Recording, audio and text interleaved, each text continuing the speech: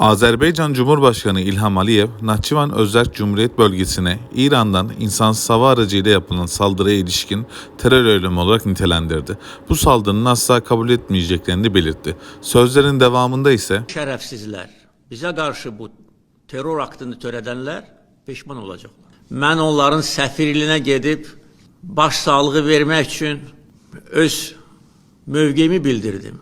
Halbuki məndən başqa heç bir dövlət başçısı İranın heç bir səfirliyinə getməyib. Yəni bunu qiymətləndirməmək, bunu yerə vurmaq, özlərini alçaq nankorlar kimi aparmaq heç kimə şərəf gətirmir.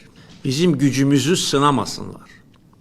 Bizim gücümüzü sınamak isteyenler onların Bu olaylar sonucunda Azerbaycan ordusu sınıra tank ve hava savunma sistemi kurdu. Peki Azerbaycan İran'a girer mi?